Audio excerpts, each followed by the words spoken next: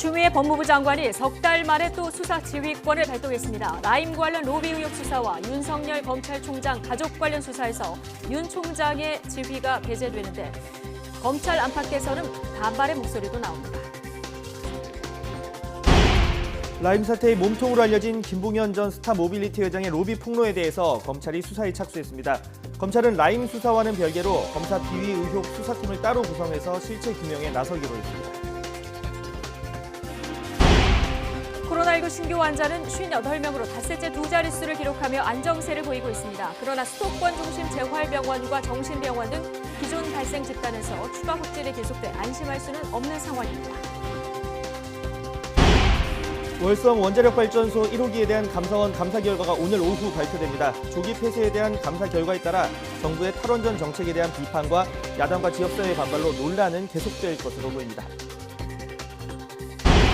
쉽게 많이 쓰이는 폴리프로필렌이 들어있는 유아용 젖병에서 다량의 미세 플라스틱이 방출될 수 있다는 연구 결과가 나왔습니다.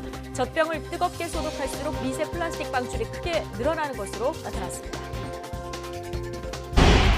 미국 대선을 앞두고 도널드 트럼프 미국 대통령이 승리를 낙관한다며 막판 지지층 결집에 총력을 다하고 있습니다. 조 바이든 민주당 후보가 트럼프 대통령의 2배에 가까운 선거 인단을 확보할 것이라는 분석이 나왔지만 당선권에는 아직 미치지 못했습니다. 시청자 여러분 안녕하십니까? 10월 20일 화요일 뉴스앤이슈 시작하겠습니다. 추미애 법무부 장관이 어제 라임 사건과 윤석열 검찰총장 가족 사건 관련 수사 지휘권을 발동했습니다. 채널A 사건에 이어서 석 달 만에 또다시 윤 총장의 수사 지휘 배제를 지시한 건데 이 법조계 반발도 만만치 않은 상황입니다. 취재기자 연결합니다. 박석영 기자. 네, 대검찰청입니다. 어제 오후에 추미애 법무부 장관이 수사 지휘권을 발동했는데요. 대검 30분 만에 이를 수용했죠. 네, 추 장관은 라임 사태 핵심 인물인 김봉현 전 스타모빌리티 회장의 폭로와 관련해 야권 정치인이나 검사 비위 의혹 수사가 제대로 안 된 의혹이 있다고 발표했습니다. 법무부가 직접 감찰에 나섰고 조사 사흘 만인 어제 비위 의혹 검사를 특정해 서울 남부지검에 수사 의뢰했습니다. 여기에 한 발 더 나가 수사 지휘권까지 발동하면서 윤석열 검찰총장에게 라임 사태 로비 의혹과 본인 가족 관련 수사에서 지휘를 배제하라고 지시했습니다. 추 장관은 라임 사건을 맡은 서울 남부지검과 윤 총장 가족 수사를 맡은 서울중앙지검이 공정하고 독립적인 수사를 할 수 있도록 보장하기 위해서라고 설명했습니다. 대검찰청은 일단 30분 만에 추 장관 지휘를 수용한다는 공식 입장을 내며 전면전을 피했습니다. 윤 총장은 법무부 조치로 더는 라임 사건 수사를 지휘할 수 없게 됐다며 수사팀이 검찰 책무를 엄중히 인식해 사기 세력과 비호 세력에 대한 철저한 단죄를 해달라고 주문했습니다. 대검 관계자는 라임 사건에 대해서만 당부하고 가족 사건에 대한 언급이 없는 이유에 대해선 애초 보고받은 적도 없고 지휘한 적도 없어 무의미하다고 생각했다고 설명했습니다. 네, 좀 구체적으로 짚어보겠습니다. 이 추 장관이 어떤 사건들에 대해서 윤 총장 수사 지휘를 배제한 겁니까? 네, 추 장관 서명이 적힌 수사 지휘서를 보면 대상이 되는 5개 사건이 구체적으로 적혀 있습니다. 김봉현 전 회장 폭로로 불거진 검사 등 비위 의혹과 은폐 의혹 사건이 있고요. 윤 총장 부인이나 장모가 연루된 전시회 협찬금 수수 의혹 사건과 도이치모터스 주가 조작 사건, 그리고 요양병원 요양급여비 편취 의혹과 관련한 수사 무마 의혹 사건이 있습니다. 또 윤 총장 측근인 윤대진 사법연수원 부원장의 친형, 윤우진 전 용산세무서장의 뇌물수수 혐의 무마 의혹 사건 등입니다. 추 장관의 이번 수사 지휘권 발동은 채널A 사건 수사에 이어 석 달 만에 전격적으로 이뤄졌습니다. 장관이 수사 지휘권을 발동한 건 역대 3번째인데 그 가운데 2번이 추 장관의 지시입니다. 특히 이번에는 무려 5개 사건에 대해 한꺼번에 지휘권을 발동해 총장을 사실상 무력화했다는 평가도 나옵니다. 앞서 추 장관은 지난 7월 채널A 사건과 관련해 서울중앙지검 수사팀이 대검 지휘를 받지 않고 수사 결과만을 검찰총장에게 보고하라며 지휘권을 발동했습니다. 추 장관 이전의 장관 지휘권 발동 사례는 지난 2005년 천정배 장관이 김종빈 검찰총장에게 국가보안법 위반 혐의로 고발된 동국대 강정구 교수에 대해 불구속 수사하라고 지시한 게 유일합니다. 당시 김 총장은 장관 지시를 따르긴 했지만 검찰 독립성이 훼손됐다며 곧바로 사퇴했고 정부의 수사 개입 논란으로 번졌습니다. 네, 석 달 만에 다시 장관 지휘권이 발동된 만큼 지금 검찰 안팎에서 반발도 이어지고 있다고요? 네, 일단 법무부 장관이 지나치게 개입하는 건 오히려 수사 공정성을 해칠 수 있다는 의견이 많습니다. 인천지검 부천지청장 출신 이왕규 변호사는 YTN과의 통화에서 공정한 수사는 검찰에 맡기고 법치주의나 헌법에 반하는 검찰권이 행사될 때만 지휘권을 발동해야 한다고 밝혔습니다. 또 특정 사건이 이슈로 떠오를 때마다 지휘권을 발동하면 장관이 총장 역할을 하는 것으로 보일 수 있다고도 말했습니다. 김현 전 대한변호사협회 회장은 법무부가 이렇게 검찰 수사에 직접 관여하면 수사 독립성과 중립성이 위협돼 바람직하지 않다는 뜻을 밝혔습니다. 또 한 검사장 출신 변호사는 총장을 자리에 둔 상태에서 권한을 행사 못하게 박탈하는 건 직권남용이 될 수도 있다고 말했습니다. 추 장관이 지휘권 발동으로 윤 총장 거취를 압박하는 것으로 보인다는 평가도 있습니다. 고검장 출신 김경수 변호사는 추 장관의 지휘권 발동은 하나의 현상일 뿐이라며 윤 총장 거취 압박 수단으로 쓰는 것으로 볼 수 있다고 지적했습니다. 한 현직 부장검사도 수사 지휘권에 대한 이해나 사법체계 시스템에 대한 고려 없이 단순히 총장 거취를 압박하기 위해 장관이 승부수를 던진 것 같다고 했습니다. 또 다른 현직 부장검사는 사기 혐의를 받는 재소자의 말을 듣고 이렇게까지 하는 게 맞는지 의문이라며 검사들의 사기가 많이 떨어지고 있다고 우려했습니다. 지금까지 대검찰청에서 YTN 박서경입니다.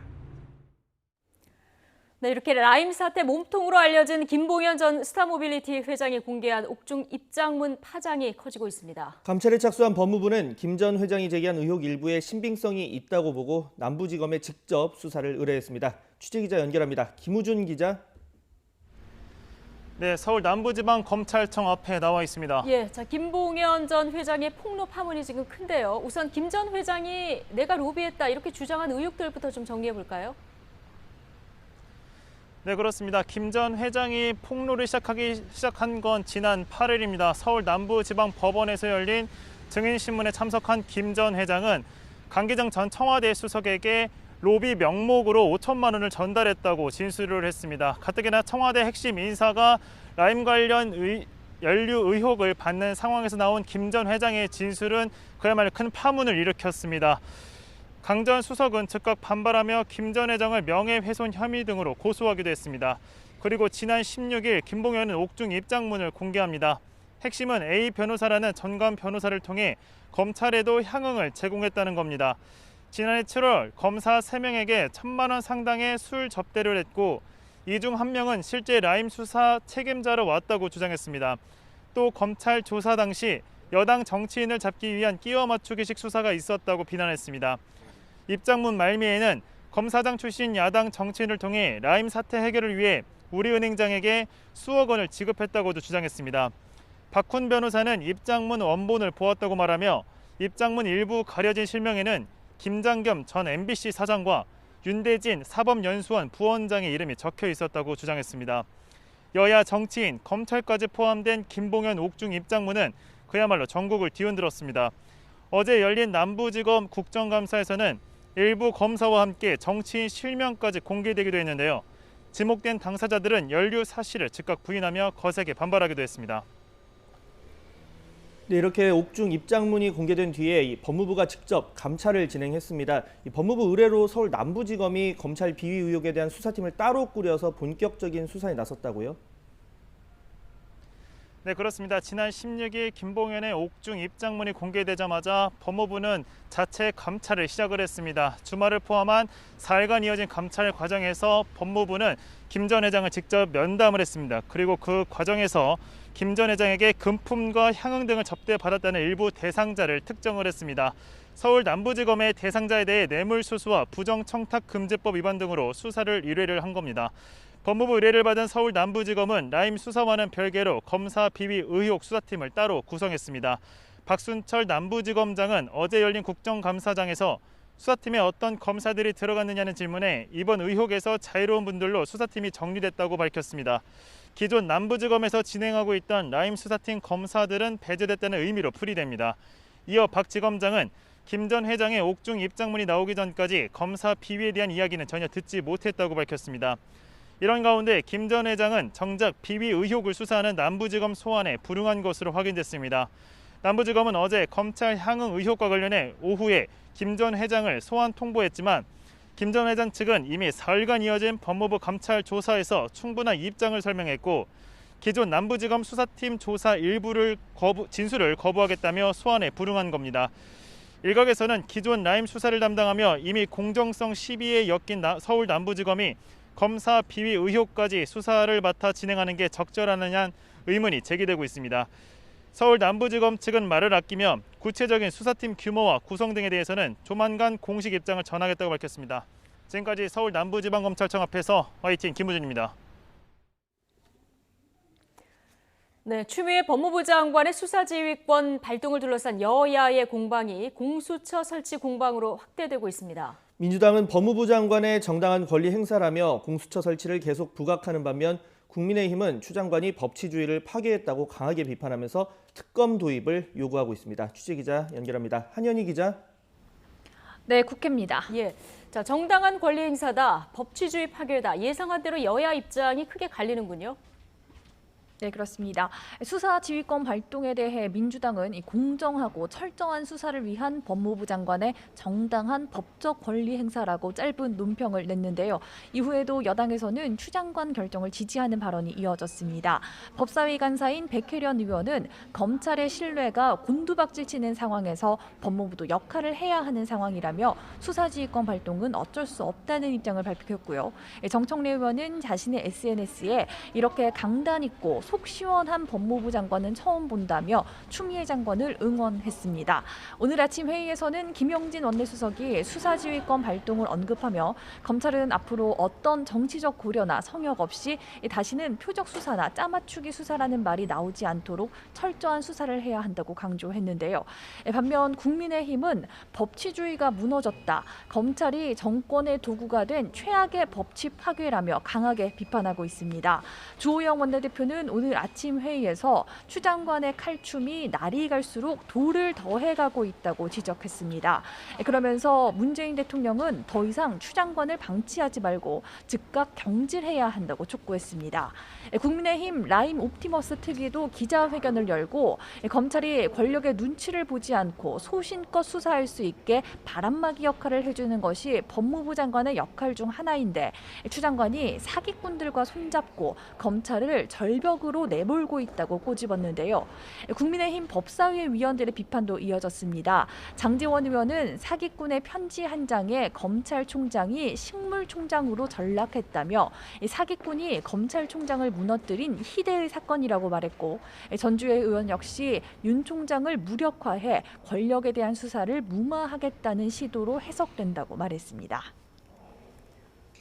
네, 라임 그리고 옵티머스 사태가 이 검찰 신뢰 문제로까지 이어진 건데 민주당은 이런 가운데 계속해서 공수처 필요성을 부각하고 있죠.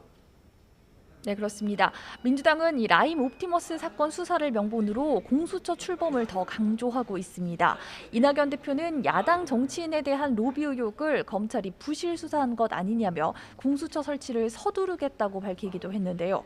이에 맞춰 김태년 원내대표는 오늘 아침 회의에서 공수처 설치는 성역화된 권력기관을 개혁하는 피할 수 없는 시대적 과제라며 공수처 설치를 계획대로 차질 없이 추진할 것이라고 강조했습니다. 그러면서 국민의힘은 오는 26일까지 공수처장 후보 추천위원 추천을 완료해달라며 끝내 협조를 거부하면 곧바로 공수처법 개정안 심사에 착수하겠다고 경고했습니다. 이에 대해 국민의힘 주호영 원내대표는 공수처법에는 치명적인 독소 조항이 있다며 그 독소 조항을 개정하고 출범하자고 공식 제안했습니다. 그러면서 이낙연 대표가 법에 따라 공수처 설치를 서두르겠다고 밝혔는데 이 대표 역시 총리 시절 특별감찰관과 북한 인권대사를 임명하지 않고 비워뒀다면서 여당이 공수처 설치를 서두르겠다면 라임 옵티머스 사건 특검을 비롯해 청와대 특별감찰관과 북한 인권대사 임명을 동시에 진행해야 한다고 촉구했습니다. 지금까지 국회에서 YTN 한현입니다. 코로나19 신규 확진자가 닷새 연속 두 자릿수를 유지하면서 안정세가 이어지고 있습니다. 다만 취약층이 많은 요양시설과 재활병원 등의 집단 감염이 여전하고 사회적 거리두기 완화 속에 다중시설 이용자와 또 단풍철을 맞은 등산, 나들이객 등이 늘어나면서 방역 당국의 긴장은 여전합니다. 취재 기자 연결해 보겠습니다. 이승훈 기자. 네, 이승훈입니다. 예, 신규 확진자 수가 다소나마 안정세를 보이고 있습니다. 어제는 전날보다 더 줄었다고요? 네, 0시 기준 하루 신규 확진자 모두 58명입니다. 어제 신규 환자가 76명 있으니까요. 20명 가까이 줄어든 건데요. 이에 따라서 누적 환자 모두 25,333명이 됐습니다. 감염 경로를 보면 국내 발생이 41명, 그리고 해외 유입 사례가 17명입니다. 국내 발생 여전히 수도권에 집중이 되고 있는데요. 경기도 22명, 서울 11명, 인천 3명으로 수도권에서만 36명이 나왔습니다. 이 밖에 강원에서 2명, 충남과 대전, 충남에서 각각 1명의 환자가 나왔습니다. 해외 유입 확진자는 17명이었습니다. 이 가운데 3명은 검역 단계에서 확인됐고 나머지 14명이 지역에서 확인된 게 좀 눈에 띕니다. 사망자는 3명이 더 늘었습니다. 이에 따라서 누적 사망자는 이제 447명이 됐고요. 완치 후에 격리 해제된 사람은 98명, 또 위중증 환자는 7명이 줄어서 71명이 됐습니다. 네, 그러나 방역 당국 여전히 안심할 수 없는 이런 상황으로 보고 있는데요. 방역 수칙 준수 거듭 당부하고 있다고요? 네, 그렇습니다. 어제 전체 검사자는요, 12,085명이었습니다. 전날이 4,697명이었으니까 2배 가까이 급증했다, 이렇게 볼 수 있겠는데요. 어제부터 시작된 수도권 요양병원 등에 대한 전수검사의 영향이 큰 걸로 보입니다. 이에 따라서 신규 환자 규모도 늘어날 가능성이 또 커지고 있는데요.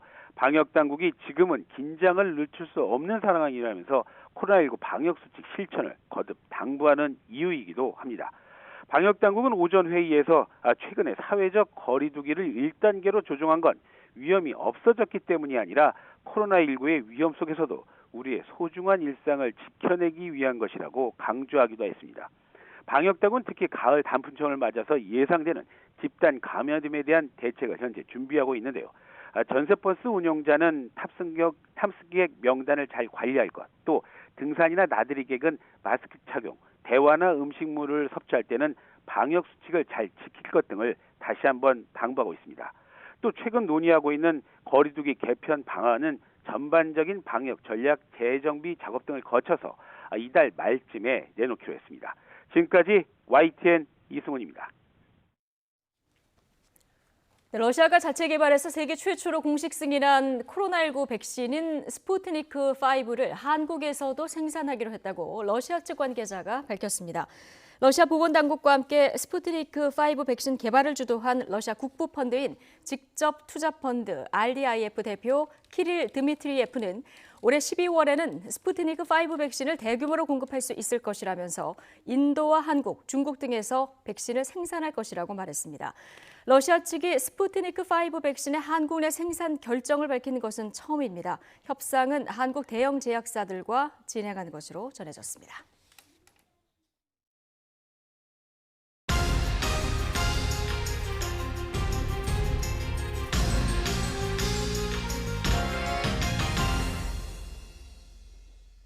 YTN은 우리 주변의 자영업자들이 처한 현실을 연속으로 보도하는 시간을 마련했습니다. 이 길어지는 코로나19 사태 속 손님은 줄었고 반면 임대료는 여전히 부담이어서 폐업을 결정하는 가게도 늘고 있습니다. 한 고깃집 사장님의 말과 이어서 김다연, 홍성욱 기자 리포트 차례로 보시겠습니다. 안녕하세요. 저는 홍대에서 20년 넘게 고깃집을 운영하는 사람입니다. 그리고 항상 손님이 오든 안 오든 고기를 직접 저희가 썰어가지고 준비를 항상 하고 있는 거고요. 보통 한 6시 정도면 항상 가게가 거의 만석인데 지금 한 8시가 돼도 손님이 거의 뜨문뜨문 들어오다시피 합니다. 다득이 되는 법도 무료로 드리고 안 해보던 이벤트도 이것저것 하는데 손님이 와야 하죠. 보통 한 달에 1,000만 원 팔았다고 치면 코로나19 이후에는 300~400 정도. 월세라 인건비, 음식 차재비에 공과금 등 매달 꼬박 나가는 돈만 2천만 원입니다. 한 달에 1,000만 원 정도가 마이너스입니다. 당연히 대출 받았죠. 대출 받았는데 5월 달에 5천만 원에서 받았고요. 또 자금이 좀 딸려서 다시 또 이번에 신청을 했는데 될지 안 될지 모르겠습니다. 저희는 이 단계만 넘기면 좋아지지 않을까 하는 기대감마저 없으면 버틸 수 없는 사람들이거든요. 그래서 방송 나가는 것도 사실 반갑지 않아요. 매번 상권이 죽었네 어떠네 하는데 힘든 사람 더 힘들라고 하는 건지. 다른 거요? 시간이 흐르는 거 장사를 오래 잘할 수 있었으면 좋겠습니다. 최차수 사장님의 이야기를 남의 일처럼 들을 수 없는 분들 많이 계실 겁니다. 다른 상인들의 사정은 어떤지 직접 들어보겠습니다.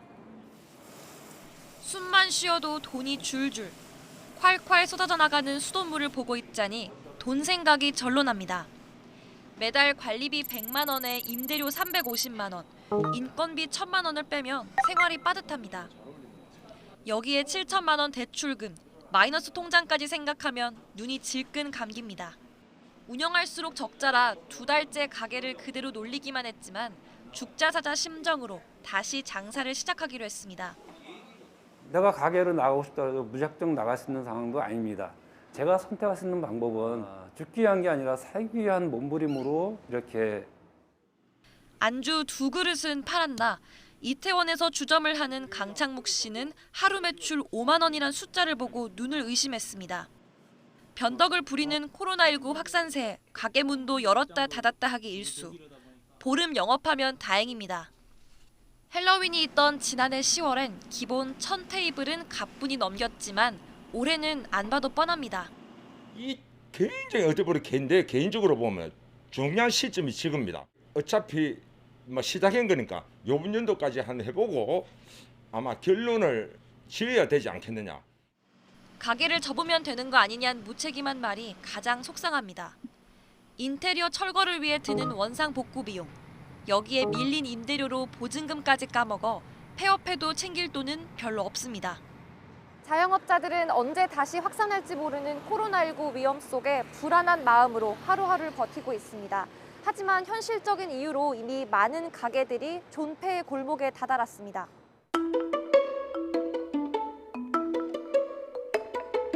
버티고 버티다 가게 문을 닫고 결국 폐업을 결정한 자영업자들도 늘고 있습니다. 서울 도심 곳곳이 이렇게 빈 상점 투성입니다. 대학가는 학생들이 사라졌습니다. 수업 대부분이 온라인으로 대체됐기 때문입니다. 맞붙은 상점 4곳이 모두 문을 닫았습니다. 온라인 강의도 엄청나게 큰 거죠. 왜냐면은 그래도 학생들이 점심때는 많이 왔는데 이제 거의 없어요. 낮에도 나와보시면 아시겠지만 거진 돌아다니는 사람이 없어요. 서울 신촌의 상가 공실률은 지난해 4분기 0%였지만 올해 7.3%로 증가했고 홍대와 합정동 상권도 공실률이 10%에 달합니다. 외국인 유학생들마저 자국으로 돌아가면서 상가뿐 아니라 하숙, 자취촌도 빈방이 남아돕니다. 방이 다 비어있어요. 방이 10개에서 5개 비어있으니까 코로나 때문에 중국 학생들이 다 가버렸어요. 부모들이 오라간다고. 지난 5월 집단 감염 사태가 휩쓴 서울 이태원도 사정은 다르지 않습니다. 점심시간이지만 거리에는 지나는 사람이 없어 적막감마저 흐릅니다. 휴업이나 임대 안내문을 붙인 상점도 한두 곳이 아닙니다. 사람들의 발길이 뚝 끊기면서 문을 닫고 가게를 내놓은 상점이 늘고 있습니다. 제가 있는 이곳이 이태원역과 이어진 대로변인데 이 거리에 얼마나 많은 상점이 문을 닫았는지 직접 확인해 보겠습니다.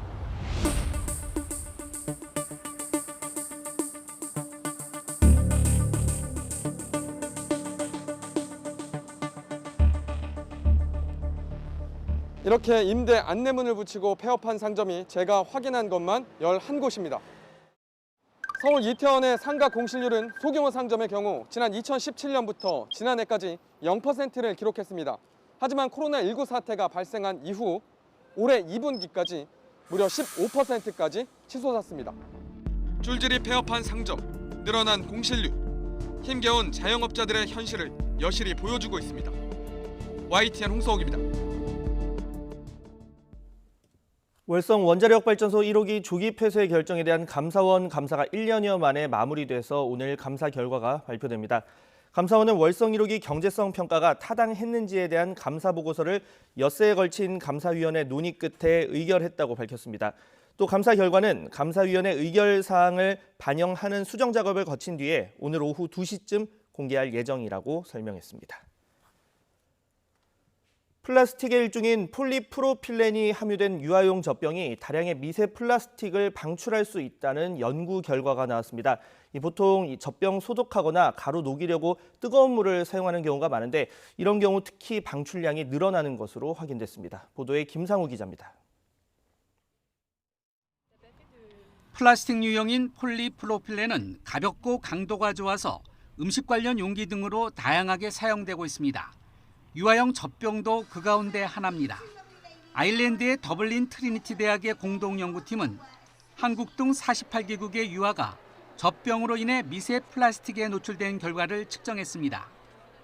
대상은 세계 유아 젖병 시장의 70%쯤을 차지하는 10개 회사의 폴리프로필렌 재질의 유아용 젖병으로 분유 등의 액상 음식물 준비 과정에서 측정했습니다.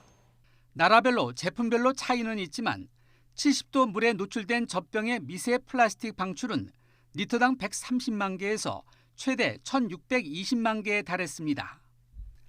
또 물의 온도를 95도로 높였을 때 방출량은 리터당 5,500만 개까지 늘어났습니다. 연구팀은 12개월 유아의 미세 플라스틱 평균 흡입량이 매일 158만 개로 추산된다는 등의 내용을 국제과학저널 네이처 푸드에 발표했습니다. 연구팀은 유동식을 준비할 때는 플라스틱이 아닌 유리나 스테인리스 주전자에 물을 끓인 뒤 70도 이상의 물로 비플라스틱 용기에서 유동식을 준비해 상온으로 식힌 뒤 젖병에 옮길 것을 권고했습니다. 특히 유동식을 플라스틱 용기에 담아 데우지 말고 전자레인지 이용을 피하며 젖병 안에 유동식을 흔들지 말고 음파를 이용한 세척도 하지 말 것을 조언했습니다. YTN 김상호입니다. 미국 대선이 2주가량 앞으로 다가온 가운데 도널드 트럼프 미국 대통령이 대선 승리는 물론 의회의 상하원에서도 다수석을 차지할 것이라고 주장했습니다. 트럼프 대통령은 오늘은 두 번의 선거 중 승리에 관해서 가장 기분이 좋은 날이라면서 우리가 이길 것으로 3주 전, 2주 전에는 이 말을 하지 못했을 것이라면서 이같이 밝혔습니다.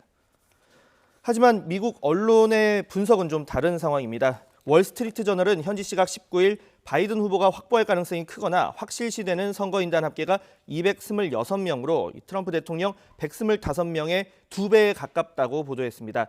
투표 결과 각 후보가 확보한 주별 선거인단을 전국적으로 합산해서 대통령을 선출하는 미국 대선에서는 전체 538명 가운데 270명 이상을 얻어야 당선될 수 있습니다. 지난 2월 강원랜드에서는 손님을 가장한 외국인들이 20초 만에 슬롯머신을 털어서 현금 수천만 원을 들고 도주한 사건이 있었습니다. YTN이 입수한 CCTV에는 이 범행 장면이 고스란히 담겼는데요. 심지어 열쇠를 분실한 사실도 몇 년 동안이나 몰랐다고 합니다. 최민기 기자의 단독 보도입니다. 올해 2월 강원랜드 내부 외국인 남녀 3명이 슬롯머신 앞에 모여 있습니다. 게임을 하는 척하던 남성이 기기 앞판을 조심스럽게 열더니 현금통을 빼내 준비한 가방에 쏟아넣습니다. 이후 돈을 챙겨 유유히 현장을 빠져나갑니다. 도주까지 범행에 걸린 시간은 불과 20여 초, 도난당한 금액은 2,400만 원에 달합니다. 강원랜드는 사건 발생 1시간 반 뒤에야 알게 됐지만 이미 범인은 달아난 뒤 허술한 보안 문제는 당시 도마 위에 올랐습니다. 그런데 YTN이 입수한 강원랜드의 자체 감사 보고서를 보면 근무 실태는 물론 열쇠 관리도 엉망이었다는 사실이 드러납니다. 강원랜드는 6년 전인 2014년 만능 열쇠 중 파손된 1개에 대해 폐기 처리를 하기로 했지만 실제로는 폐기하지 않았고 담당자가 따로 보관하고 있었습니다. 그러던 중 담당자가 바뀌었고 이 사실이 전달되지 않아 도난 사건이 발생하기까지 최소 5년 동안 폐기되지 않은 만능 열쇠의 존재 사실을 관리 책임자 그 누구도 몰랐던 겁니다. 또 2016년엔 노후 머신 170여 대를 교체하는 과정에서 열쇠가 여러 개 분실됐다는 사실도 이번 감사를 통해 확인됐습니다. 그러나 이 열쇠들이 어떻게 없어졌는지는 지금까지도 알지 못합니다. 사후 대처도 허술했습니다. 당시 도난을 최초 확인한 직원이 상황실을 찾아 신고를 요청했지만 상황실 직원은 사건 관련 용어가 이해가 안 되니 직접 신고하라고 하는 등 서로 미루는 사이 신고는 20분이나 지체됐습니다. 마스터키 관리 부실과 초동 대처 미흡 등으로 인해 희대의 도난 사건이 발생한 예고된 인재였습니다. 재발 방지 대책이 시급합니다. 자체 감사를 마친 강원랜드는 관리감독 소홀과 직무 태만 등을 물어 직원 7명을 최종 징계했습니다. YTN 최민기입니다. 정부 사업 중에 100년 가게라는 게 있습니다. 30년 이상 된 작은 식당이나 기업 가운데 성장 가능성이 있는 곳을 뽑아서 100년 넘는 점포로 만들자, 이런 취지인데요. 정작 위생 불량에 불법을 자행하는 가게도 수두룩했지만 담당 부처는 알지 못했습니다. 손유정 기자의 보도입니다. 30년 전통을 자랑하는 경기도 화성의 한 흑염소 전문 식당. 방마다 카드 등 도박 물품이 비치돼 있습니다. 해당 점포는 지난해 도박을 방조하고 필수적인 수질 검사를 받지 않아 식품위생법 위반 혐의로 식약처에 적발돼 2개월 영업정지 처분을 받았습니다. 하지만 지난달 모범업소로 추천을 받아 중소기업 벤처부와 소상공인 시장진흥공단이 주관하는 100년 가게로 선정됐습니다. 도박방에서 그렇지 또 그거 참고 다시 짓는데 수리검사가 신결되는데 깜짝 잊어버리고. 심사 과정에서 반영이 되신 거예요? 그런 것은 해당이 안 됐고 그런 것은 물어보지 않고 없더라고요. 지난 2018년 100년 가게로 선정된 뒤 소상공인 방송에 소개되기까지 한 부산의 아귀찜 식당. 비법이라기는 못하지만은 좋은 재료를 사용해야 좋은 맛을 내지 않습니까? 항상 챙겨야 되고. 하지만 수질 검사에서 부적합 판정을 받고 이물질이 나오는 등 식약처 점검에 3차례 적발됐습니다. 100년 가게로 선정된 다음에도 수질 검사를 하지 않아 과태료를 냈지만 모범업소로 홍보되고 있는 겁니다. 100년 가게는 30년 이상의 소상공인과 작은 기업 가운데 성장 잠재력이 높은 곳을 발굴하는 사업으로 현재 전국 600여 점포가 등록돼 컨설팅, 금융대출 우대 홍보 등 지원을 받고 있습니다. 하지만 2018년부터 올해까지 선정된 100년 가게 음식점 400곳 가운데 식품위생법을 위반한 곳은 63곳에 달합니다. 18곳은 2회 이상 적발되기도 했습니다. 기본적인 위생 기준을 지키지 않는 점포가 모범업소로 선정되는 겁니다. 공단 측은 100년 가게 신청을 받을 때 서류와 현장 점검을 거치지만 식품위생법 위반 등의 사항은 공단이 자료를 받아보기 어렵다고 해명했습니다. 해당 점포가 직접 신고하는 이른바 셀프 검증이 이루어지는 구조라 가게가 적발 사실을 숨기면 알기 힘들다는 겁니다. 만약에 그분들이 제출을 안 하거나 그 내용에 대해서 숨기고 그런 부분이 있다면 안 될 수도 있습니다. 저희가 이제 신적으로 대부분도 확인도 하는데 간혹 가다가 이제 그게 오래되거나 그러면 이제 확인이 안 될 수도 있는 거잖아요. 선정 이후 3년마다 재지정 여부를 가리긴 하지만 구체적인 지침이 없어 100년 가게로 선정된 뒤에도 행정처분을 받은 음식점이 10곳에 달합니다. 식품위생법에 위반된 업소들은 지정 취소가 돼야 될 것이고 그리고 그 해당 업체들을 검사하는 기간을 단축하는 등 제도적인 보완책들도 좀 시급해 보입니다. 최소한의 위생 기준조차 충족하지 못한 음식점이 100년 가게로 선정되는 상황. 철저한 심사와 관리를 통해 점포를 선정하고 혈세로 지원해줄 때 비로소 제대로 된 전통이 만들어질 수 있습니다. YTN 손유정입니다.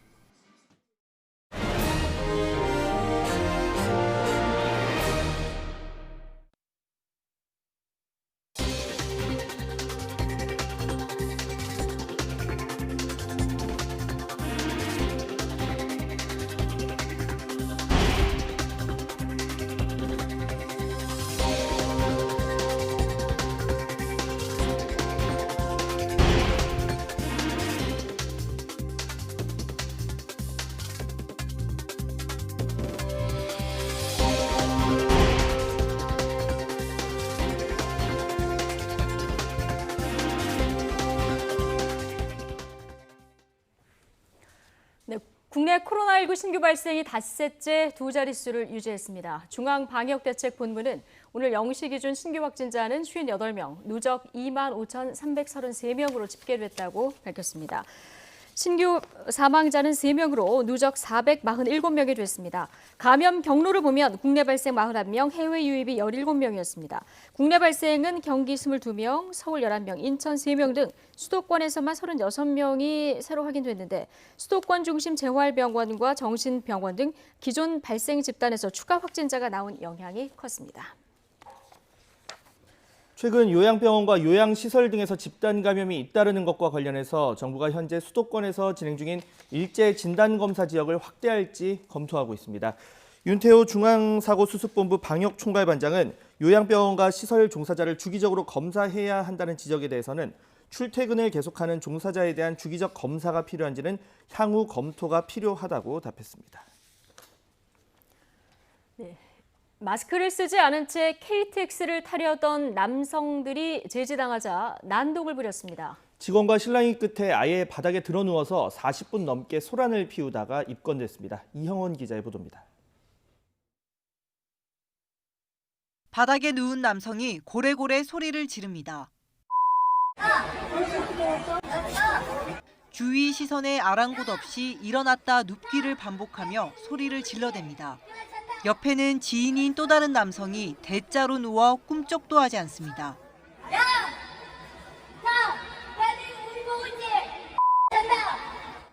마스크를 쓰지 않은 채 KTX를 타려다 제지당하자 직원과 실랑이를 벌이다 아예 드러누워 소란을 피우고 있는 겁니다. 가방으로 기물 같은 것도 많이 넘어뜨리시고 써달라는 직원분한테 욕하시고 소리 지르시고 두 분 다 제가 봤을 때도 만취 상태이신 것 같더라고요. 40분 동안 이어진 고성 난동은 철도 경찰에 입건되고서야 끝이 났습니다. 입건해서 조사 중입니다.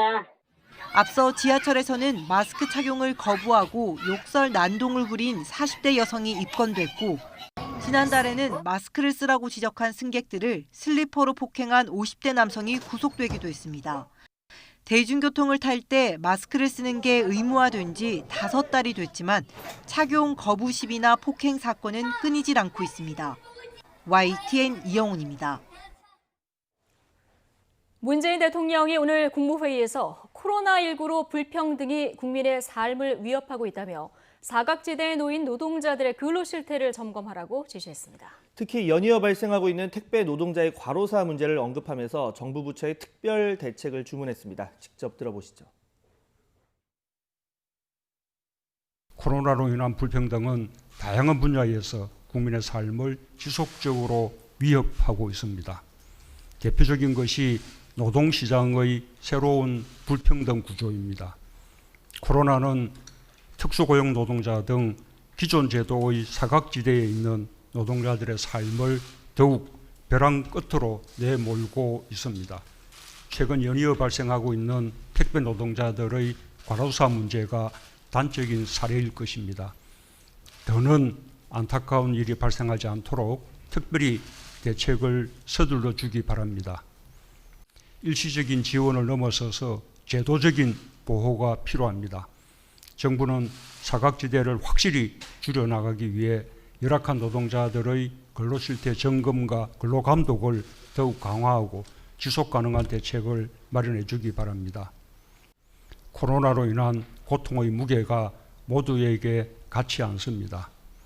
국민의 삶을 지키는 든든한 정부로서 코로나로 인해 더 큰 어려움을 겪고 있는 국민들을 따뜻한 마음으로 세심하게 살펴주기 바랍니다. 유럽에서 코로나19 재확산이 거센 가운데 아일랜드가 유럽연합 국가 가운데 처음으로 강력한 봉쇄 조치를 내놨습니다. 앞으로 6주 동안 주민들은 자택 5km 안에서만 이동할 수 있고 식당과 술집에서는 포장만 가능합니다. 보도에 박홍구 기자입니다. 아일랜드는 이번 달 중순부터 코로나19 재확산이 본격화했습니다. 신규 확진자가 지난 10일 6개월 만에 처음으로 1,000명을 넘더니 최근 일주일간 하루 평균 신규 확진자가 1,062명에 이를 정도로 확산세가 심각합니다. 아일랜드 정부는 특단의 조치가 필요하다고 보고 최고 수준에 해당하는 5단계 봉쇄 조치 계획을 발표했습니다. 이에 따라 오는 21일 자정부터 주민들은 거주지에서 5km 이내에서만 이동할 수 있으며 위반하면 벌금이 부과됩니다. 필수 노동자만 출근이 허락됩니다. 또 비필수 소매업종의 영업은 중단되고 술집과 식당은 테이크아웃 서비스만 가능합니다. 아일랜드 정부는 오는 12월 1일까지 봉쇄 완화가 목표라며 그때까지 상황이 개선되지 않으면 추가 조치가 이루어질 수 있다고 밝혔습니다. 바다 건너 영국의 웨일스 자치정부도 오는 23일부터 2주간 이동 제한과 식당과 술집의 영업을 중단하는 일시적 봉쇄 조치를 발표했습니다. All non-essential retail, leisure, hospitality and tourism businesses will close, just as they had to during the March lockdown. 벨기에와 네덜란드, 프랑스 등 신규 확진자가 급증한 다른 유럽 국가들도 술집 영업을 금지하거나 야간 통행 금지 조치를 시행하며 코로나19 재확산을 막기 위해 안간힘을 쓰고 있습니다. 아직은 이동 제한 조치까지 가지 않았지만 지금 같은 추세가 계속될 경우 지난 4월 같은 극단적 봉쇄 조치의 가능성도 배제할 수 없습니다. YTN 박홍구입니다. 박사방, N번방 등 디지털 성범죄에 연루돼서 경찰에 단속된 공무원이 경찰관과 교사를 포함해서 149명에 이른 것으로 나타났습니다. 국회 행정안전위원회 국민의힘 박완수 의원이 경찰청으로부터 제출받은 자료를 보면 군인, 군무원이 128명으로 가장 많았고 교사 8명, 경찰관, 지방자치단체 공무원 각 4명, 소방관 2명 등이었습니다. 경찰은 이 가운데 군인, 군무원 128명을 군에 넘겼고 나머지 21명을 입건하고 화장실 등에서 불법 촬영한 혐의를 받는 5명을 구속했습니다. 오는 27일부터 조정 대상 지역이나 투기 과열지구로 지정된 규제 지역에서 주택을 구매하면 가격에 상관없이 자금 조달 계획서를 내야 합니다. 국토교통부는 자금 조달 계획서 제출 대상을 확대하라는 내용을 담은 개정된 부동산 거래 신고 등에 관한 법률 시행령이 오늘 국무회의를 통과해서 대통령 재가 등을 거쳐 오는 27일 시행된다고 밝혔습니다. 지금까지 규제 지역의 자금 조달 계획서 제출 대상은 3억 원 이상 주택 거래였으며 투기 과열 지구의 증빙 서류 제출은 9억 원이 넘는 주택 거래로 제한돼 있었는데 이 예외 조건을 없앤 겁니다.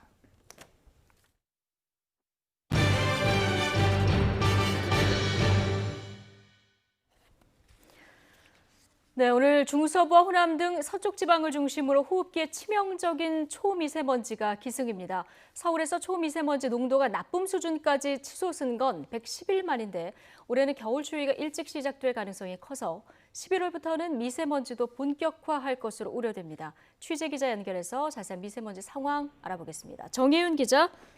네, 정혜윤입니다. 예, 요즘 가을 하늘 참 예뻤는데 다시 미세먼지가 극성입니다. 서울에서 초미세먼지 농도가 나쁨 수준까지 치솟은 게 지금 110일 만이라고요? 네, 그렇습니다. 현재 중서부와 호남 지방의 초미세먼지 일평균 농도가 나쁨 수준까지 치솟았습니다. 서울을 기준으로 초미세먼지 농도가 나쁨 수준을 보이는 건 지난 7월 2일 이후 110일 만입니다. 현재 미세먼지 영상을 보시면 대기가 안정된 가운데 중국에서 발생한 스모그가 북한을 거쳐서 우리나라로 유입되고 있는 것을 확인할 수가 있습니다. 이 때문에 오늘 새벽 서울 서초구와 경기 시화산단의 초미세먼지 최고 농도가 평소 3배에서 4배 수준인 100마이크로그램을 넘기도 했습니다. 지금도 초미세먼지 일평균 농도가 서울 47, 경기 49, 세종 54 마이크로그램 등으로 중서부 지방은 나쁨 수준을 보이고 있습니다. 외출 시에는 침방울 차단 마스크가 아닌 미세먼지용 마스크를 착용해 주시고 어린이와 노약자, 호흡기 질환자는 외출을 자제해 주시기 바랍니다. 예, 자, 한동안 잠잠했던 미세먼지가 찾아와서 좀 걱정인데 자, 이번 초미세먼지 언제까지 이어집니까?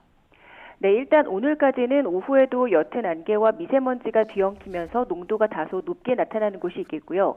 이 때문에 수도권과 충청 등 중서부 지방은 일평균 농도가 나쁨 수준을 유지할 것으로 보입니다.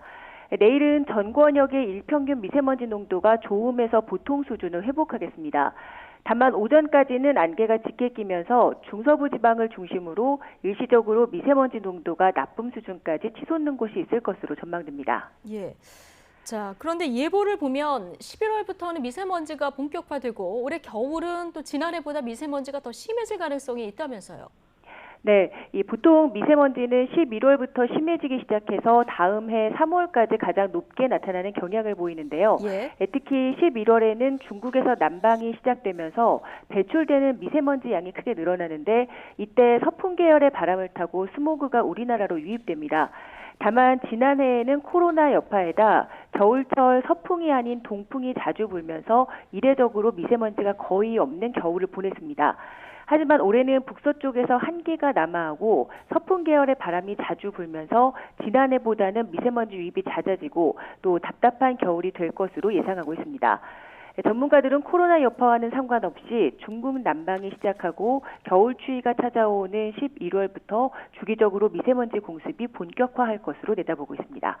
지금까지 YTN 정혜윤입니다.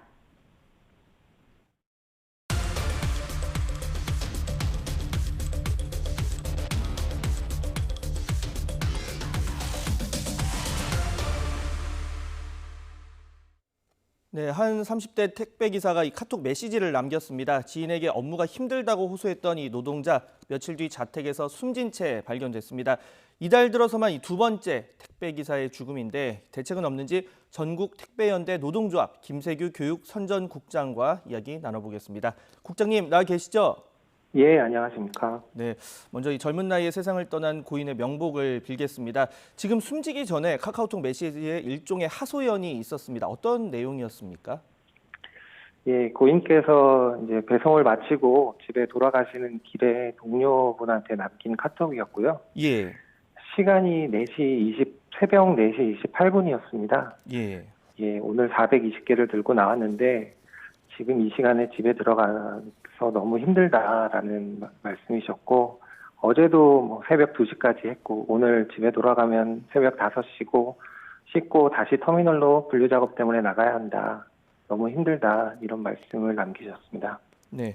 자, 여기서 궁금증이 드는데 두 가지입니다. 왜 이런 근무 환경이 생긴 거고, 이게 이 택배기사 분들한테 일반적인 상황인지 이것도 궁금하거든요. 뭐 저희가 이제 새벽 4시 28분까지 배송을 하셨다는 것은 저희도 상당히 놀랐고요. 네. 저희가 이제 추석 연휴 기간에 이제 물량이 늘어나면서 당연히 이제 배송 물량이 많아지기 마련인데, 예. 새벽 늦게까지 하는 경우들은 뭐 1시 이 정도까지는 하는 경우들이 종종 있었지만 4시 넘어서까지 이렇게 배송한 것은 저희도 상당히 놀란 사실이고요. 뭐 당일로 저희가 배송을 해야 되는 이런 그 강요가 있기 때문에 또 당일 배송을 하지 않으면 뭐 벌점이라던가 그다음 벌금, 그리고 심지어는 재계약까지 하지 않는 이런 불이익을 당할 수 있기 때문에 아마 무리를 해서 배송을 한 걸로 저희는 파악하고 있습니다. 네. 이렇게 뭐 새벽까지 배송을 하게 되면 잠깐 정말 눈만 잠깐 붙였다가 바로 또 출근을 해야 되는 상황인데, 이런 심야 배송에 의한 과로사, 뭐 타사와 다름없다 이런 입장을 보이고 있는데, 지금 사측에 그럼 어떤 점을 지금 바라시는 겁니까? 지난 이제 8월 달에 이제 택배회사와 이제 노동부 장관이 함께 택배 종사자들의 휴식을 보장한다는 취지로 심야 배송을 금지하겠다고 이야기를 했습니다. 근데 현장에서는 여전히 심야 배송을 사실상 강요받고 있고, 이 심야 배송은 사실상 과로사, 사람이 할 수 있는 일이 아니죠. 어떻게 새벽 4시까지 배송을 하고 또 다음날 아침 7시까지 출근을 해야 되기 때문에 잠 한숨 못 자고 또 일을 해야 되는 이런, 뭐 저희가 볼 때는 사람이 할 수 없는 일을 하고 있었다라는 말씀을 좀 드리고, 사측이 이런 것들을 미연에 방지하고 하지 않을 수 있는 그런 제도적 보완을 했어야 되는데 사실상 방조한 거다, 저희는 이렇게 보고 있습니다. 지금 이 택배업체가 이제 한진택배인데 두 가지 측면으로 반박을 하고 있습니다. 하나는 이 개수 문제, 그러니까 평소에 한 200개 정도 배송을 했다 이렇게 얘기를 하고, 또 하나는 이게 그 숨진 이제 고인의 지병이었다, 이렇게 두 가지 주장을 내고 있는데 이거 맞는 겁니까? 일단 지병 문제는 유가족분들이 인터뷰에서도 밝히셨지만 전혀 가족들도 모르는 지병을 한진택배가 만들어서 지금 언론에 배포하고 있다, 이렇게 말씀드리고 그러니까 싶고. 가족분들이 지금 뭐 약을 먹거나 병원 간 기록이 전혀 없다 이렇게 얘기를 하신 거죠? 예. 심지어 어머님조차도 모르는 그런 병을 갖고 있다고 한진택배가 이야기를 하고 있는 거고요. 그 배송 물량과 관련해서는 택배 업계는 다 아는 사실이지만 그 한진택배나 롯데택배 같은 경우는 CJ택배보다 물량이 적기 때문에 상대적으로 배송 구역이 넓습니다. 그래서 배송 시간만 계산했을 때는 한진에서의 200개는 CJ대한통운에 400개 정도, 그리고 고인이 그 7일 날 배송하셨던 420개는 CJ대한통운에 800~900개에 달하는 그 배송 시간이 걸립니다. 이런 것들을 본사가 모르지 않고 있고요. 그리고 200개라는 것도 저희들한테는 상당히 큰 부담이고, 시간당 한 30개씩 배송을 하기 때문에 한진택배 기사들의 경우 이것만 해도 거의 8시간 정도가 소요되는 엄청난 일이라고 저희는 말씀드리고 싶습니다. 네. 한진택배에서 200개는 다른 회사의 뭐 300개, 400개 정도의 네네. 업무 강도가 있었다 이런 얘기시고, 자, 이 같은 내용의 보도에 항상 달리는 일부 누리꾼들 반응이 있습니다. 물량을 뭐 줄이거나 아니면 구역을 더 나누면 되는 거 아니냐, 뭐 욕심이 과로를 불렀다 이런 지적인데 네네. 동의하십니까? 아니, 전혀 동의를 할 수는 없고요. 그 카톡에도 물량을 줄이고 싶다, 구역을 떼고 싶다 이런 하소연을 한 것으로 나타났지 않았습니까? 예. 저희가 물량으로 계약하는 것이 아니라 구역으로 계약을 하기 때문에 이 구역을 뗀다는 것은 말처럼 쉬운 것도 아니고 그 구역을 뗀다고 하면 그걸 누가 배송을 하겠습니까?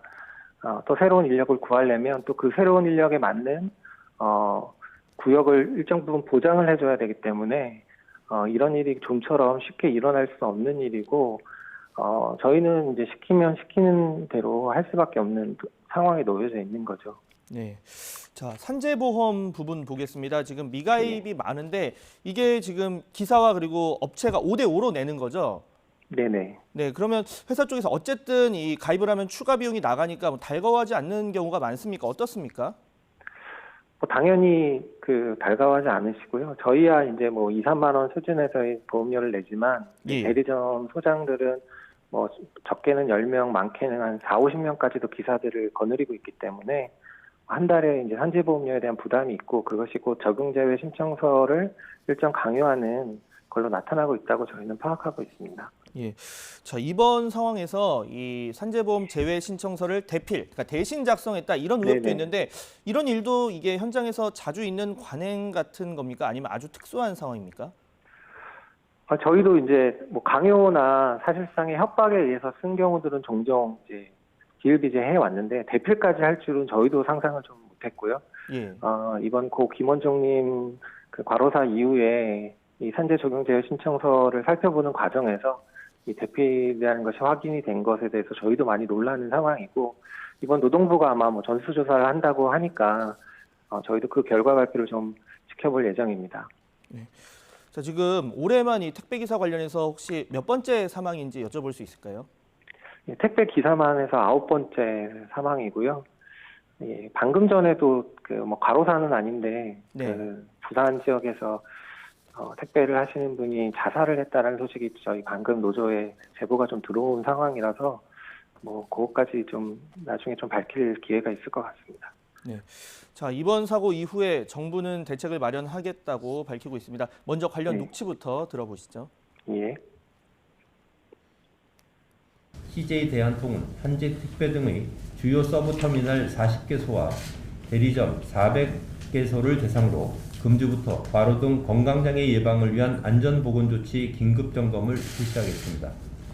관련 법상 기준을 초과하는 과로가 이루어졌는지 여부와 과로 등 건강장애 예방조치 실시 여부 등을 확인하고 개선 방안 마련 및 이행을 독려하는 한편 원청인 택배회사가 택배 기사에 대한 안전 및 보건 조치를 관련 법률에 따라 이행했는지 여부를 철저하게 점검하여 위반 사항 확인 시 의법 조치할 계획입니다.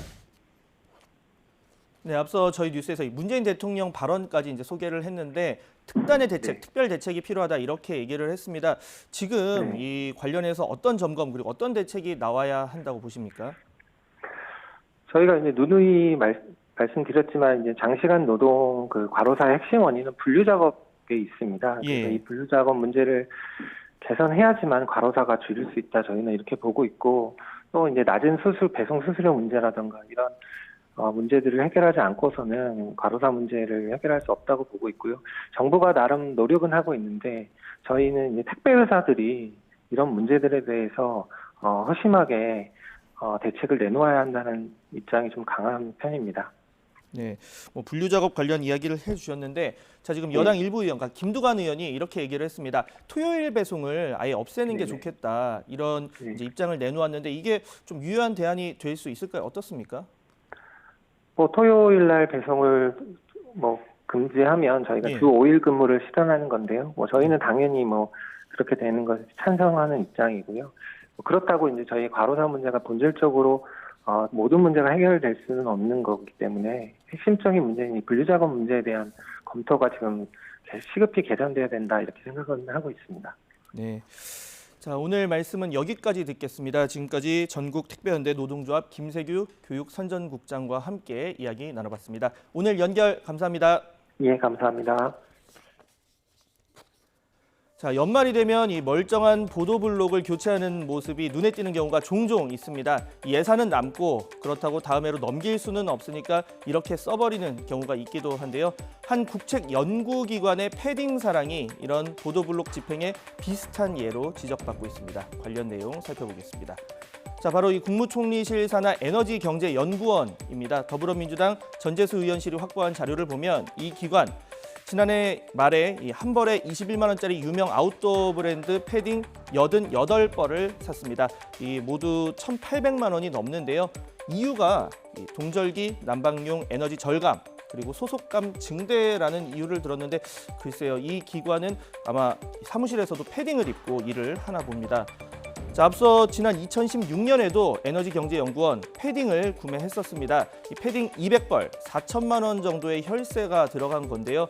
이 절감된 운영비를 활용해서 근무복을 지급했다면서 이 에너지를 절감하는 선순환 구조를 유도하고 또 직원들 사기와 근로 의욕을 고취할 수 있다고 이유를 밝혔습니다. 자, 이 해당 기관의 직원 수 지난해 말 기준으로 하면 187명입니다. 이 주문한 패딩 숫자를 보면 어떤 해는 이 인원보다 모자랐고 또 어떤 해는 오히려 남았습니다. 예산 소진을 위해서 급하게 계약을 맺었을 가능성이 있다는 지적의 이유입니다. 신중하게 집행돼야 할 복지 예산으로 유명 브랜드의 패딩을 구매하는 것은 복지 후생 차원에서 과도한 측면이 있고 특히 국민 눈높이에 맞지가 않습니다.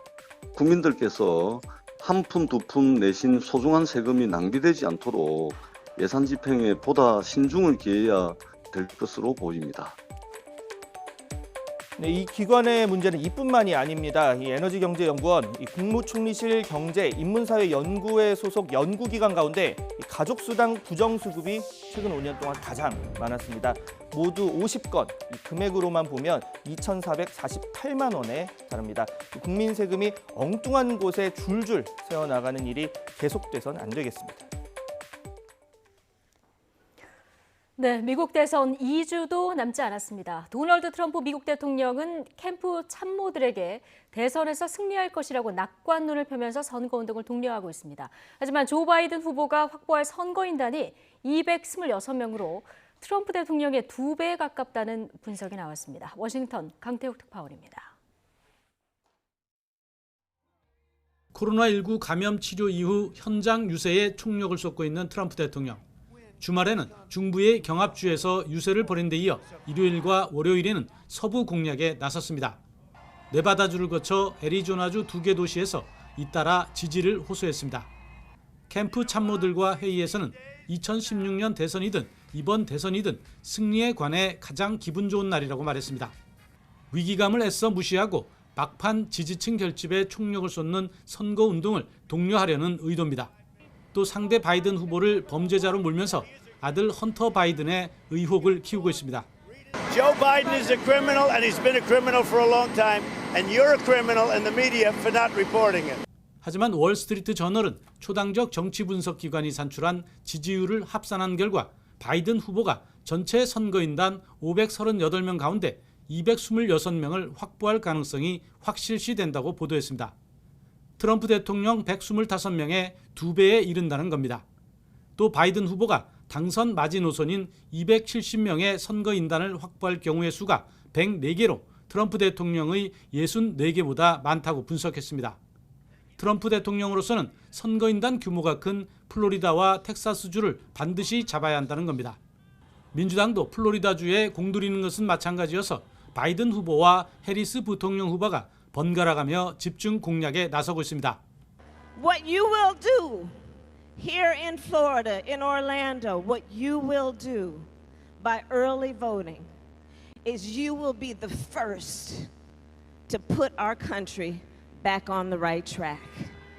이에 따라 승리 낙관을 주장하는 트럼프 대통령과 앞서는 분위기에도 4년 전과 같은 역전패를 우려하는 바이든 캠프의 경합주 공략은 남은 기간 더 치열해질 것으로 보입니다. 워싱턴에서 YTN 강톡입니다. 네, 뉴스앤이슈 60초 뒤에 이어집니다.